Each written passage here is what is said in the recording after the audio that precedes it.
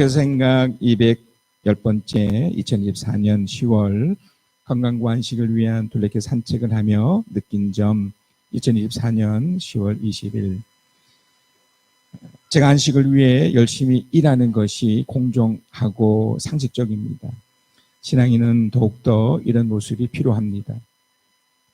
안식 그 자체에 관한 것을 많이 말씀드렸지만 안식은 반드시 열심히 일한 사람이 누리는 것이라고 말씀드렸습니다.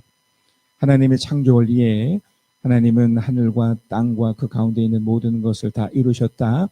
하나님은 하시는 일을 엿새 날까지 다 마치시고 이른 날에는 하시던 모든 일에서 손을 떼고 쉬셨다. 창세기 2장 1절에서 2절. 여기서 주목해야 할 것이 하시던 일을 엿새 날까지 다 마치시고입니다. 안식과 대비되는 최선의 어떤 모습과 상황이 있었다는 것입니다. 그리고 모든 일에서 손을 떼고 쉬셨다. 그래서 안식일은 놀라운 날이 됩니다. 이른 날에 하나님이 창조하시던 모든 일에서 손을 떼고 쉬셨으므로 하나님은 그 날을 복되게 하시고 거룩하게 하셨다. 창세기 2장 3절. 이른 날은 지금의 주일이 아닙니다. 단지 안식하기로 한 날로 여기시면 됩니다. 신앙인은 하나님의 말씀을 지키고 사는 사람들이기 때문에 안식일을 정해 지키며 살면 됩니다. 10월은 사계절이 뚜렷한 우리나라의 날씨 중에 좋은 날을 제공합니다. 올해는 여름이 폭염으로 어려움이 있었다지만 여름은 원래 덥습니다. 그 이후 추운 겨울 전에 하나님이 가을 날씨를 주셔서 사람들이 지내기에 최선의 날을 살게 하십니다. 그리고 가을은 일반적으로 추수하는 날이기도 합니다.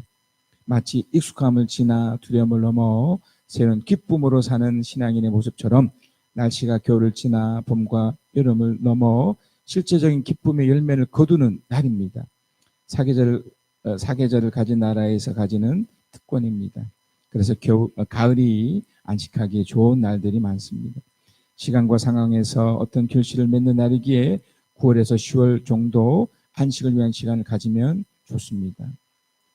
아브라함의 아들 이삭이 결혼을 앞두고 여러 깊은 생각과 준비를 할 때 안식의 시간이 필요했습니다. 계절을 치면 가을이 된 것입니다. 아브라함은 그의 아들의 결혼을 위해 가장 신뢰할 만한 엘리에셀이라는 한때 상속자로 세울 만큼 탁월했던 그 신복을 통해 진행합니다. 리브가라는 멋진 아내 될 만한 여인이 선택되어 이삭을 맞이하러 그 먼 바단 아람에서 올 때 이삭은 이렇게 합니다. 그때의 이삭은 이미 브엘라 헤로이에서 떠나서 남쪽 네겝 지역에 가서 살고 있었다. 어느 날 저녁에 이삭이 산책을 하려고 묵상하려고 배에 하여 들로 나갔다가 고개를 들고 보니 낙타행렬이 한때 오고 있었다. 창세기 24장 61, 63절. 그리고 이삭은 리브가를 만나고 그 두 사람은 결혼하게 됩니다. 안식은 단순히 산책하고 쉼을 얻는 것으로 끝나지 않습니다. 어떤 열매를 얻는 것이기도 하고 다음을 준비하기 위해 지금을 매듭짓는 역할도 합니다. 작년 이맘때도 건강한 안식을 위한 둘레길 산책을 했습니다. 아마 내년에도 할 것 같습니다. 특별히 가을을 정한 이유는 이미 언급한 것처럼 가을이 주는 효과 때문입니다. 교회 행사로 여기지 않아서 다행입니다. 각자 여러분의 삶에 잘 적응시키면 되겠습니다. 열심히 일했다면 반드시 안식을 해야 합니다. 이 안식은 단순히 쉼을 얻고 노는 어떤 시간이 아닙니다. 하나님의 창조 원리입니다. 그리고 예수님도 바로 이 안식일 때문에 십자가에 죽게 됩니다.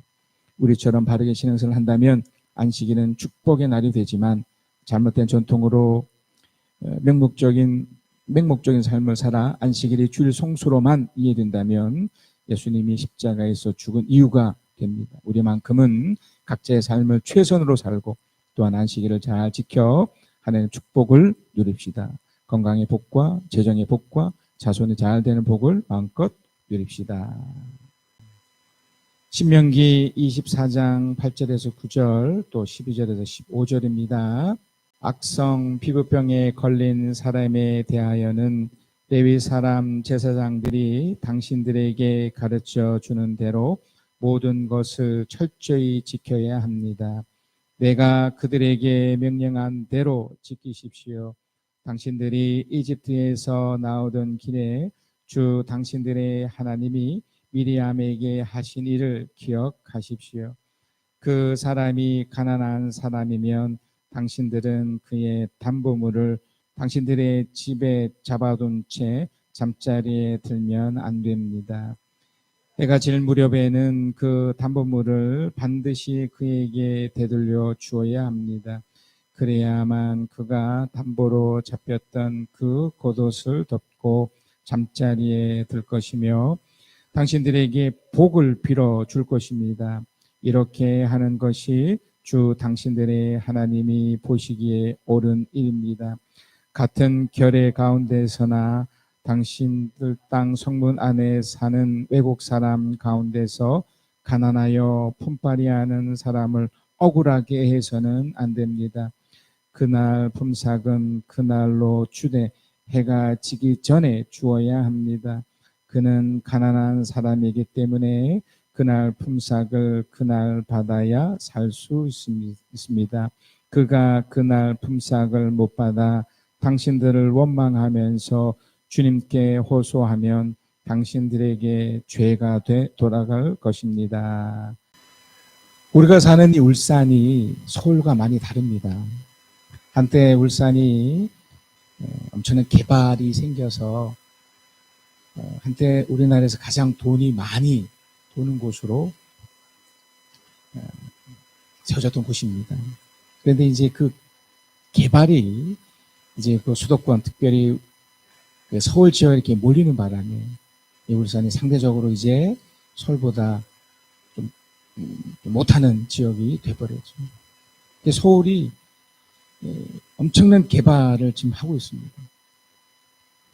그런데 이 개발의 역설이라는 게 있습니다. 뭐냐면 한쪽에 이렇게 개발을 하게 되면 분명히 개발한 곳은 기회와 번영을 주는데 상대적으로 그렇지 못한 곳은 불평등하게 됩니다.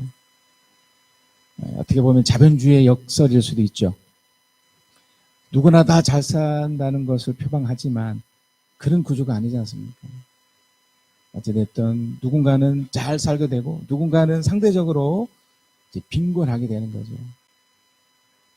절대적인 빈곤과 상대적인 빈곤이 있긴 하지만 어찌됐든 못 사는 그룹이, 그러니까 빈부가 생길 수밖에 없는 거죠.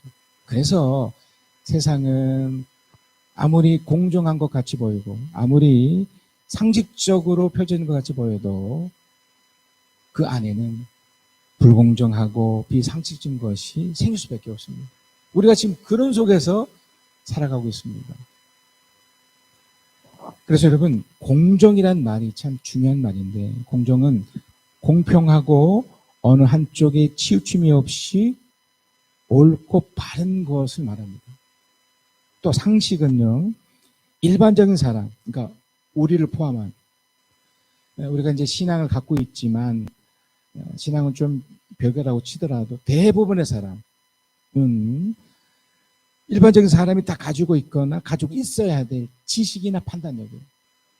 그러니까 우리가 살고 있는 이 세상은 이 공정과 상식이 무너져 있는 거죠.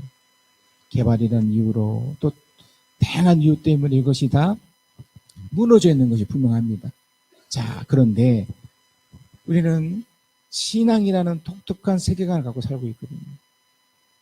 이걸 가지고 어떻게 공정하지 못하고 비상식적인 이 세상 속에 또 여전히 또 때로는 그 차별 중에서 그 상위 그룹에 가려고 하는 그런 노력도 해야 되는데 그런 것들을 우리가 누리며 또 살 수 있을까?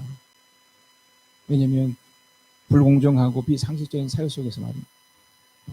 그래서 이제 오늘 이야기가 어떤 내용이냐면 공정과 상식의 삶이 무엇인가요? 근데 여기에는 우리는 전제가 하나 있습니다. 하나는 보실 때입니다. 왜냐하면 세상은 그렇게 공정하지 않고 상식적이지 않기 때문에.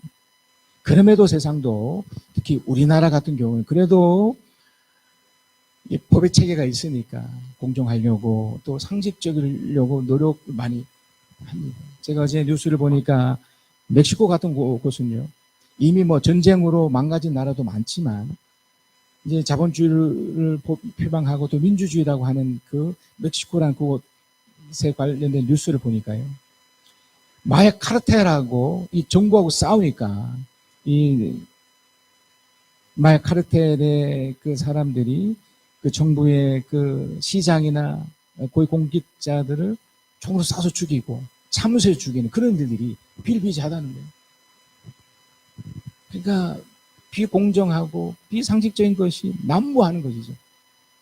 그나마 이제 우리나라는 뭐 그 정도까지는 아니더라도 분명 공정하고 상식적인 삶이 돼야 되고 또 신앙인으로서 이런 세상 속에서 어떻게 살 것인가를 고민해야 됩니다. 자, 그래서 오늘 본문이 그 얘기를 하는 것이죠. 신명기 24장 5절입니다. 아내를 맞은 새 신랑을 군대에 내보내서는 안 되고 어떤 의무도 그에게 지어서는 안 됩니다. 그는 한 해 동안 자유롭게 집에 있으면서 결혼 아내를 기쁘게 해 주어야 합니다. 그냥 읽기만 했는데도요. 우리는 세 번째 성경을 쓰고 있지만 뭐 개역 개정도 제대로 잘 번역만 하면 충분히 이해할 수 있는 범위 내에서 이게 너무 당연한 거잖아요. 여기 한 해 동안이라는 그런 것을 뒀지만 군대를 가지 말라는 것도 아니고 군대를 안 가겠다는 것도 아니고 분명히 가지만 어떤 상권이 하나 생겼죠. 아내를 만난 새 신랑이잖아요. 우리나라 법에도 이런 게 있어서 참 다행이지만 이게 당연한 거죠. 또 하나도 있습니다. 신명기 24장 6절인데요. 맷돌은 전부나 그 윗짝 하나라도 저당을 잡을 수 없습니다. 이것은 사람의 생명을 저당 잡는 것과 마찬가지이기 때문입니다. 이제 그 당시죠. 그러니까 3500년 그 모세 시대 때 있을 수 있는 거라면 지금 시대는 우리가 살고 있는 일터죠. 제가 늘 말씀드리지만 여러분 신앙은 목적이 아닙니다. 신앙을 가지고 삶의 현장에서 특별히 일터나 가정에서 이걸 누릴 수 있도록 하는 도구인데 여기도 맷돌은 삶의 현장이에요. 우리가 밥을 먹고 또 사는 일터나 가정에서 펼쳐진 모든 것인데 여기서 전부나 그 윗짝 하나라도 저당 잡을 수 없대잖아요. 그러니까 우리나라도 지금 현재 법 중에 채소 생활에 관련된 그 기본법이라는 게 있지 않습니까? 그래서 그게 근거돼서 이제 일하는 쪽과 또 일을 부리는 쪽에서 이걸 잘 관리를 해야 되죠. 너무나 상식적인 거잖아요. 그러니까 이런 것들이 지켜지지 않기 때문에 해서 문제지만 이것이 특별히 하나님 믿고 신앙을 사는 우리들은 이걸 지켜내야 되죠. 그리고 하나님도 절대로 기본적인 삶을 터치하지는 않으십니다. 또 하나가 있습니다. 신명기 24장 7절입니다. 어떤 사람이 같은 결의인 이스라엘 사람을 유괴하여 노예로 부리거나 판 것이 드러나거든. 여러분 일단 이게 읽기만 해도 굉장히 기분이 언짢으시잖아요. 화가 나고 이게 있을 수 없는 일이잖아요. 그 유괴한 사람은 죽여야 합니다. 당신들은 당신 가운데서 그러한 악의 뿌리를 뽑아야 합니다. 여러분 읽기만 했는데 이게 당연한 거잖아. 이게 상식이잖아 이거는. 그리고 이게 공정한 거잖아요. 그러니까 나쁜 것을 했기 때문에 그것에 대한 결과로 죽음을 당하는. 그래서 우리나라도 아직 뭐 사형제도라든지 뭐 그런 것 때문에 설랑설레하긴 하지만 이 분명한 원칙은 분명히 있는 거죠. 여러분 우리가 좀 전에 봤던 첫 번째, 두 번째, 세 번째 이런 단순한 내용이 명쾌해요. 이걸 우리가 살아야 되는 거죠. 물론 이렇게까지 가지는 않겠지만 이제 이 네 번째, 다섯 번째, 여섯 번째의 부분이 좀 단순하지 않은 내용이에요. 좀 복잡한 내용입니다. 이 내용을 신앙을 가진 우리들이 공정과 상식의 모습으로 살아야 되는데 그 복잡한 내용 중에 이제 첫 번째고 이제 총 네 번째입니다. 신명기 24장 8절에서 9절이에요. 우리가 좀 전에 읽었던 그 내용인데 악성 피부병에 걸린 사람에 대하여는 레위 사람 제사장들이 당신들에게 가르쳐주는 대로 모든 것을 철저히 지켜야 합니다. 내가 그들에게 명령한 대로 지키십시오. 9절 당신들이 20대에서 나오던 길에 주 당신들의 하나님이 미람에 가신 일을 기억하십시오. 이게 좀 복잡하다는 것은 뭐냐면 악성 피부병에 걸린 그 자체에서 내가 걸렸지 않습니까? 그러니까 걸렸던 그 자체만 보면 안 되고 이걸 왜 걸렸는지를 봐야 된다는 거예요. 그러니까 공정과 상식의 입장에서 하나님 보실 때지만 그 과정에서 어떤 결과가 일어났을 때 이걸 왜 일어났는지를 한번 봐야 된다는 거예요. 그러니까 지금 우리의 삶 속에서도 이게 좀 복잡할 수 있긴 하지만 부정적인 일이 발생이 됐어요. 어떤 재정적인 문제나 또 몸에 어떤 이상이 생겼다든지 이런 것들이 다 부정적인 어떤 결과잖아요. 그랬을 때는 여기서 나온 것처럼 그냥 그 결과에 따라서 해결되면 돼요. 병원에 간다든지 또 재정적인 문제를 또 해결하면 돼요. 그런데 그거 못지않게 중요한 게 뭐냐면 이걸 왜 이런 일이 발생했는지를 따져야 된다는 거예요. 세상에서는 공정하지 않고 비상식적인 것이 많기 때문에 이 따지는 것을 하지 않아요. 그럼 병원에 특히 이제 의사분에게 여러 몸을 보일 때 왜 아픈지, 무엇 때문에 그 과정과 그것을 들어본 적 있으신가요? 그냥 그 현상을 놓고 그냥 치료해주면 그만이거든요. 하지만 성경은 왜냐하면 이런 일이 반복해서 일어나지 않게 하기 위해서 왜 그런지를 그래서 구절이 필요한 겁니다. 당신들이 입수 나오던 길에 주 당신들의 하나님이 미리암에게 가시니 미리암이 누구냐면 모세의 누나거든요. 그리고 모세가 처음에 잉태되어서 그 안타까운 그 법 때문에 죽임을 당할 뻔해서 나일강에 버려졌을 때 끝까지 쫓아가서 어떻게 보면 살려준 사람이에요. 그 바로왕의 딸에게 이 모세를 이렇게 연결시켜 줬던 게 미리암이었기 때문에 굉장히 중요한 인물이고 또 실제로 미리암이 이제 모세가 장성해서 그러니까 출애굽을 했었을 때 엄청난 영향을 주었던 사람이 미리암이었던 거죠. 근데 그 미리암에게 어떤 일이 생겼었냐면 또 이것 때문에 그가 악성 피부병에 걸리거든요. 민수기 12장 1절에서 3절입니다. 출애굽을 하고 이제 그 광야에서 있을 때입니다. 물론 홍해도 건너고 이제 그를 떼었는데 모세가 구스 여인, 이 구스 여인이 미디안 여인 또 에디프 여인인데 이게 좀 신학적으로 분분해요. 이게 이전에 그 십보라는 그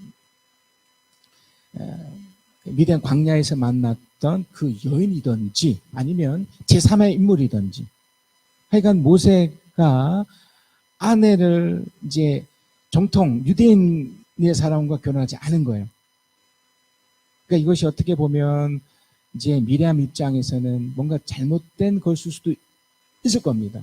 자, 그런데 문제는 이것을 가지고 모세가 구스여인을 데리고 왔는데 미리암과 아론은 모세가 그 구스여인을 아내를 맞았다고 해서 모세를 비방해 버린 거예요. 이 비방이라는 게 참 무서운 말인데요. 남을 헐뜯고 비난하여 말하는 거예요. 헐뜯는 거예요. 그러니까 어떤 사실을 근거해서 이렇게 얘기할 수도 있겠지만 이것을 이제 조롱하듯이 비꼬듯이. 근데 이제 그 미리암 입장에서 충분히 이럴 수 있거든요. 이 세상에서도 얼마나 이 비판하는 게 많습니까? 정치를 보나 사회를 보나 또 정부나 또 야당이나 또 우리의 삶의 영향 속에도 저도 그걸 우리 교회 있으면서도 많이 겪었는데요. 충분히 이게 있을 수 있어요. 근데 미리암의 이 비방을 하나님은 어떻게 받아들이시는가 중요해요. 그러니까 이걸 해야 된다, 하지 말아야 된다로 접근하면 안 되고 이 비방 안에 하나님이 어떻게 보았는지를 봐야 되는 거예요. 자, 민수기 12장 7절에서 8절이에요. 하나님이 이 세 사람을 다 불러요. 이 세 사람을 다 불러서 이제 따지시는 거죠. 누가 맞고 누가 틀리는지 따지시면서 특별히 아론과 미리암에게 이렇게 얘기를 하시는 거예요. 나의 종 모세는 다르다. 그는 나의 온 집을 충성스럽게 맡고 있다. 그 말은 내가 얼굴을 마주보고 말한다. 명백하게 말하고 모호하게 말하지 않는다. 그는 나 주의 모습까지 볼 수 있다. 그런데 너는 어찌하여 두려움도 없이 나의 종 모세를 비방하느냐. 그러니까 미리암이 만약에 어떤 모세의 잘못됨이 있었다면 모세에게 직접 찾아가서 물었어야 돼요. 아니면 그도 하나님의 사람이라면 하나님께 물어보든지. 그래서 이것을 그냥 헐뜯고 머물 게 아니라 분명히 알았어야 됩니다. 그러니까 왜 그랬는지, 또 그것이 어떤 의미가 있는지를 그러고 나서 이제 이야기를 누군가에게 전달해야 되는데, 이런 과정이 없고 그냥 헐뜯는 거예요. 그냥 툭툭 내뱉는 거예요. 정확한 사실도 모르고. 그래서 여러분, 우리나라 법 체계에도 한쪽 말만 듣지 않습니다. 양쪽을 다 들어봐야 돼요. 그러면서 옳고 그름을 비로소 그 후에 여러 분석과 또 여러 과정을 통해서 판단해 주는 거지 않습니까? 그러니까 이 작업을 안 한 거예요. 그러니까 비방 그 자체만 했던 겁니다. 결국 이것 때문에 그가 악성 피부병에 걸렸던 거예요. 그래서 여러분, 우리 삶 속에서 부정일이 펼쳐졌을 때는 이것이 왜 일어났는지를 먼저 하나님 앞에서 찾으셔야 돼요. 이게 매우 은밀할 수 있는 부분들이기 때문에 제가 이래라 저래라 할 수는 없지만, 저의 개인적 경우는 뭐 늘 이런 작업을 하지만, 또 하나는 그 당사자나 또 그 상대방에 대해서 분명한 사실을 알기 전까지는 함부로 비판하거나 판단 유보해야 됩니다. 자, 두 번째 좀 복잡한 문제, 또 총 이제 5번째 문제가 좀 더 현실적인 문제죠. 신명기 24장 10절에서 13절입니다.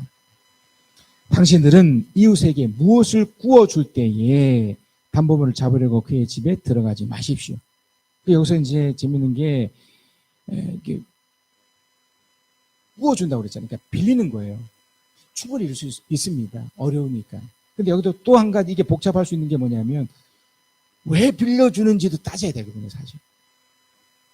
정말 어렵고 힘들어서 그러는 건지, 아니면 자신의 탐욕 때문에 이것을 빌리려고 하는 건지, 그걸 따져야 되는데. 근데 어찌됐든, 여기서 이제, 구워주는 사람, 그러니까 빌려주는 사람 입장에서는 이것도 이제 또 따져야 돼요. 11절. 당신들은 바깥에 서 있고, 당신들은 꾸는 이웃의 담보물을 가지고 당신들에게 나오게 하십시오. 그러니까 이게 뭐냐면, 담보물이라는 것은, 그러니까 그 그러니까 빌려주는 입장에서는 마지막 보류까지 이렇게 확보하지 말라는 거예요. 그러니까 그 상대도 점검을 해야 되지만, 또 빌리는 쪽도, 그러니까 이게 선한 마음이 아니거든요. 빌리는 쪽에서 그 선한 마음을 악용해서, 뭐 빌리면 뭐야, 내가 안 갚으면 그만이지 라고 여길 수도 있고, 이게 정말 악한 거죠. 반대로 빌리는 쪽에서는 어떻게든지 이것을 받아내려고 또 최선의 것까지 받는, 뭐 이런 태도들이에요. 그러니까 좀 분석을 해줘야 되는 거죠. 자, 그러면서 이제 12절에 보면 이게 분명히 나와요. 그 사람이 가난한 사람이라면, 이게 전제죠.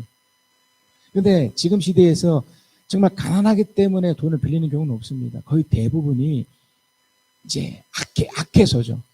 탐욕이 있기 때문에. 왜냐면 만족할 만한 걸 이미 다 부여하셨고, 또 공식적인 그 돈을 빌릴 수 있는 그런 곳이 있거든요. 은행이라든지 뭐 보험이라든지. 근데 이것마저도 이제 무너뜨리는 경우가 있고, 이게 정말 악한 거예요. 근데 여기는 이제 딱 전제가 뭐냐면, 가난한 사람입니다. 힘들고 어려운 사람이죠. 사람이면 당신은 그의 담보물을 당신들 집에 둔 채 잠자들면 안 됩니다. 해가 질 무렵에는 그 담보물을 반드시 그에게 되돌려 주어야 합니다. 그래야만 그가 담보를 잡혔던 그곳을 덮고 잠들어 것이며 당신들에게 복을 빌어 줄 것입니다. 그러니까 빌리는 쪽에서 최소한의 역할을 하면 돼요. 근데 여기서 이제 빠져나가는 게 뭐냐면, 빌린 것은 반드시 갚아야 돼요. 마태복음 18장 24, 27절입니다. 정말 많은 분들이 무엇을 자꾸 놓치고 있느냐면, 신앙이라는 이유로 우리는 착해야 돼.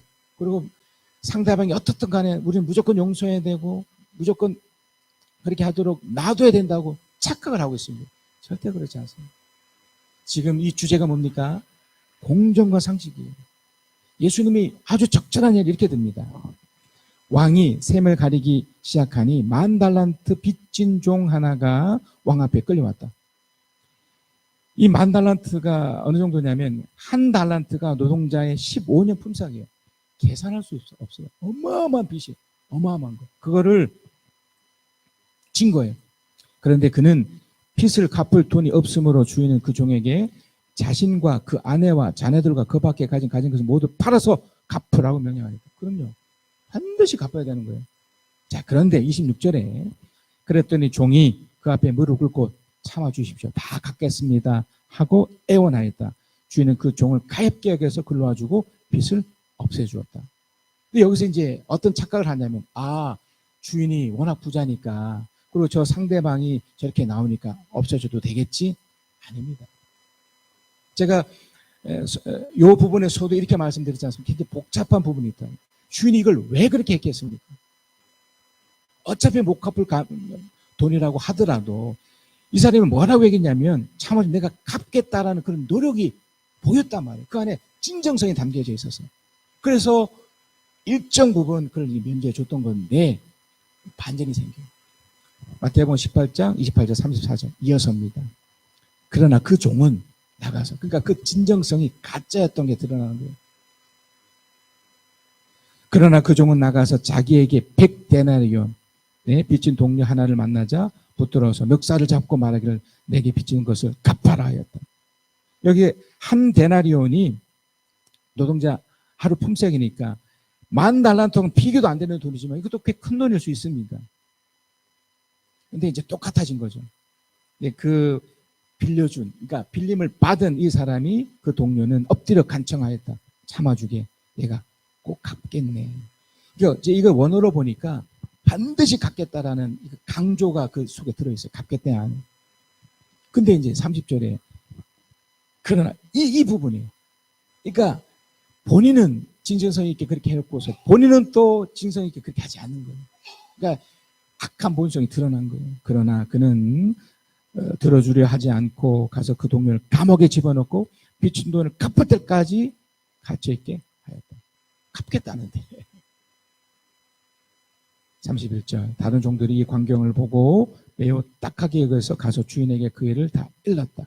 32절 그러자 주인이 그 종을 불러다 놓고 말하였다. 이 악한 종아, 네가 애원하기에 나는 너에게 그 빚을 다 없애주었다. 똑같거든요. 네가 그 진성이 있게, 그러니까 그 빚을 다 없애주겠다는 것이 안 갚아도 돼 이 소리가 아니에요. 네가 갚겠다고 했으니까 근데 그 진성을 믿고 내가 기다려주겠다 이 소리거든요. 그래서 33절에 내가 너를 불쌍히 여긴 것처럼 너도 네 동료를 불쌍히 여겼어야 할 것이 아니냐 이거예요. 그러면서 34절입니다. 한번 함께 읽겠습니다. 우리 34절 시작. 주인이 노하여 그를 형무소 관리에게 넘겨주고 빚진 것을 다 갚을 때까지 가두어두게 하였다. 이게 굉장히 중요한 원리입니다. 이게 공정과 상식이잖아요. 탕감했다고 없어지는 게 아니에요. 그 사람의 진정성을 믿고 그 빚진 것을 갚을 때까지 기다려주신 것 뿐이에요. 근데 본인은 그렇게 좋은 마음을 가지고 했는데 이제 정작 본인의 삶의 현장에서는 오히려 더 악하게 이제 속된 말로 돈놀이 했던 거예요. 이렇게 얻은 것을 가지고 또 빚 갚는 데 사용하지 않고 또 돈놀이 했던 겁니다. 여러분 진정한 용서는요 이 사람을 빚을 못 갚게 그냥 탕감해 주는 것이 아니라 빚을 갚을 수 있도록 배려해 주고 기다려 주는 거예요. 그래서 그걸 갚으면 되는 거예요. 그러나 갚지 못하면 어떻게 될까요? 이게 되는 거예요. 이게 본성의 문제예요. 악함의 문제입니다. 이것을 연장선에서 이제 오늘 6번째 또 복잡한 문제의 그 3번째 공정한 상식은 신명기 24장 14절 15절이에요. 같은 결의 가운데서 당신들 땅 성문 안에 사는 외국 사람 가운데서 가난하여 품팔이하는 사람을 억울하게 해서는 안 됩니다. 이게 딱 전제가 있잖아요. 가난하여 품팔이하는 사람 얼마나 안 된 사람이에요. 그것도 외국 사람이. 유대인들은 선민의식이 강해서 오직 자기네들 것만 지키려는 사람들인데 이 사람들 이 사람들 속에서 품벌이하며 사는, 또 가난하게 사는 사람이 얼마나 그렇습니까? 그러니까 빌려주는 입장에서 어떻게 됩니까? 반드시 이게 공정하고 상식이잖아요. 반드시 줘야 되는 거죠. 15절, 그날 품삯은 그날로 주되 해가 지기 전에 주어야 합니다. 그는 가난한 사람이기 때문에, 가난하기 때문에 우리 좀 전에 보았던 그 마태복음에 나타났던 예수님 비유에도 표현했던 것처럼 그런 진정성이 있다면 주는 입장에서 반드시 줘야 되고, 또 받는 입장에서 반드시 그걸 또 받아야 되는 거죠. 그가 그날 품삯을 못 받아 당신들을 원망하면서 주는 게 호소하면 당신들에게 죄가 들어갈 것입니다. 우리 안에 이런 공정과 상식이 우리의 본성이 되었으면 좋겠습니다. 여러분의 삶의 여정 속에서 정말 많은 일을 겪으실 거고요. 또 앞으로 겪게 되겠지만 주님 보실 때 이런 공정과 상식으로 좀 복잡한 문제일지라도 이렇게 살아내시면 됩니다. 하나님의 축복은 계속 이어질 뿐만 아니라 기적은 계속해서 펼쳐지게 되어 있습니다. 문제는 그 과정 속에 공정하지 않고 비상식적으로 내가 행동해버리는 거예요. 살아가는 거예요. 신앙이라는 것을 빌며 삼아, 여러분들 말씀드리지만 기도한다고 말씀 본다고 이건 도구라니까요. 삶을 살아내셔야 되는 거예요. 삶의 현장 속에서 책임질 일이 있으면 책임지셔야 되고, 해야 될 행동이 있으면 하셔야 되는 겁니다. 거기에 또 기도도 하시고 말씀 앞에 서시고 이것으로 겸해서 하시는 것이지, 기도만 하고 말씀만 보지 않고 말씀만 보고 대신에 삶을 살지 않고, 반대로 삶을 살면서 또 기도도 하지 않고 또 말씀 앞에 서지 않는 것도 문제가 있는 것이죠. 이런 결론이 가능합니다. 나의 삶에서 하나님 보시기에 공정하고 상식적인 삶을 살아야 합니다. 특히 재정적인 부분은 공정하게 벌고 공정하게 사용하여 상식적으로 행동해야 됩니다. 너무 뻔한 얘기지만 특별히 이번 한 주간 이걸 잘 담아서 이렇게 사실 그리스도 축복합니다. 우리 결론 한번 읽겠습니다. 시작. 나의 삶이 하나님 보시기에 공정하고 상식적인 삶을 살아야 합니다. 특히 재정적인 부분은 공정하게 벌고 공정하게 사용하여 상식적으로 행동해야 합니다. 피난처 있으니 한나를 당한 자 이리 오라. 당근이 변하고 물결이 일어나 산 위에 넘치되 두렵지 않는 희망이 터들고 나라들 모여서 진동하라. 우리 주 목소리 한 번만 하시면 전하의 모든 건 망하겠네. 만우 주여